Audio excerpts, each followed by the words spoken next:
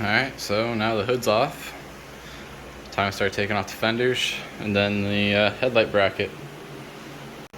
Alright, so now we've gotten both fenders off. Now you can really see just how much those frame rails are bent. Not necessarily the actual frame rail, but these top supports. Again, it's kind of hard because the camera doesn't do it justice, but there's definitely a significant bend from this point to here.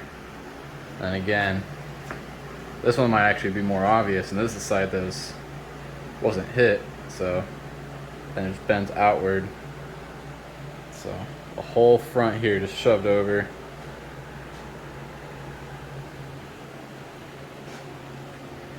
So again, still gotta take the headlight bracket off, but alright, so now everything's off the front of the car. Again, kind of see it's a little more mangled. This here's buckled out. That's crushed in. It's actually pinching the radiator, which isn't good. Kind of disappointed that this, like, I would imagine this would be like a little crumple zone or a crush zone, and it didn't take any crush. But yeah, this is all pushed in. That's crushed like back and in. Whole thing's pretty well abused. So most of the headlight bracket was actually just being held on with the headlight wiring, so that was cool. Yeah, you can kind of see everything's pulled away from itself, just how crunched this whole corner really got. And it's like buckled right here, kind of pushed out. This is pushed up. I noticed that the radiator bracket's not actually holding the radiator in anymore, so this whole piece got pushed up almost 2 inches. So for now, I gotta try and replace this inner tie rod. Might also try and bend the control arm while I'm at it, see if I can just put a jack underneath and see if it straightens out a little bit, because the ball joint is less than happy right now. It's at a pretty steep angle. Alright, so after a quick part store run, went and got tie rods. So broken one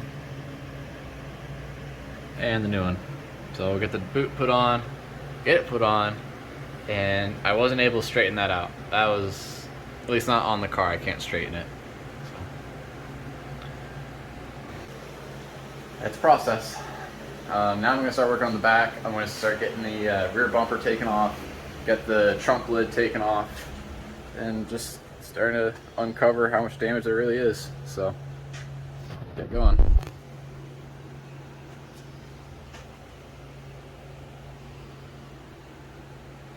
Alright, so went ahead and took the trunk lid off. We got the bumper off, all the pieces of the tail light.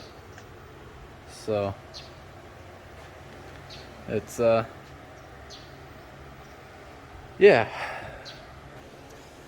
Alright, so after just a single day working on the car, basically was trying to get everything off of it so that way we can start fixing it.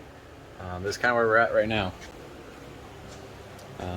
We've got the back bumper taken off, got the trunk lid taken out, and now we can kind of start seeing what's underneath, start seeing what the actual damage is. I was not able to find a body shop in the area that was like capable of doing the work within the next 3 months.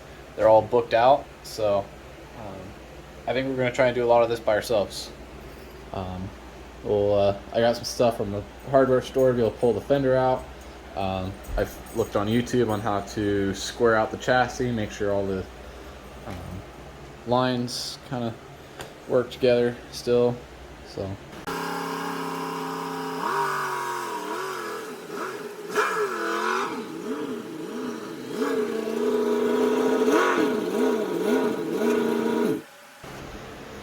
alright, so I've come up with a plan for trying to pull out this rear fender. I'm actually going to use my Yukon. I'm going to use the Yukon. I'm going to go to the hitch, and then I'm going to just drill a hole into the fender. I got some eye bolts from the hardware store, and we're just going to try and pull it out. as many holes as we need to drill. We can fill them later with weld or whatever we need, and see how that works. So.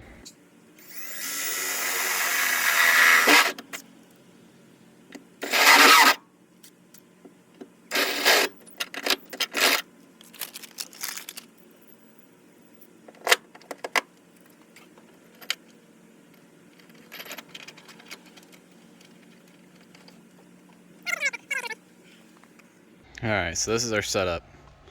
So I borrowed the chains from my trailer. I got wrapped around the hitch, and then we're just going to use this come along to kind of slowly pull out the fender. Might have to pull the truck forward a little bit more, just that way I can get a little more space, get a little more room to pull it out, but that's the idea. Just drilled it in. Got some big washers here on the backside, so that way it pulls on a bigger surface, doesn't just pull through. So I mean, it can't do any more damage than what's already there.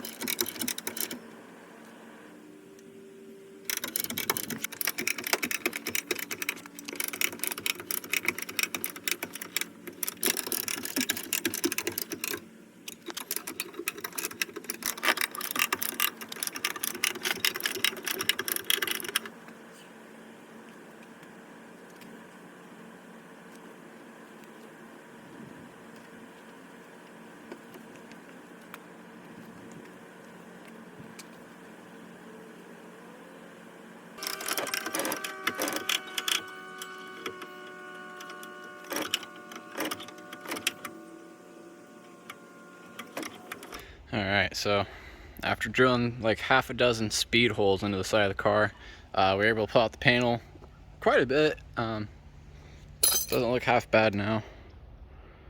You know, way better than it was. Still got kind of a mean dent here, and then trying to get this straight was probably next to impossible for what I've got going on.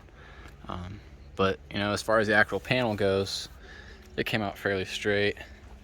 We're able to pull this bottom part out, and then we were able to push this out, but then push this piece here back in. So this was like a pressure vent for the car, and that thing was all pretty mangled and pretty much closed shut, and we're able to get that kind of back open and square. You know, just kind of using that as like a reference for how square everything is again. So not great, but as long as the tail light goes back in once I get a new one, that'll give me kind of another reference for how everything is. You know, getting this piece straight again was kind of a big goal of mine, and it's, again, kind of pushed in a little bit, or I guess pushed out, but yeah, better than it was.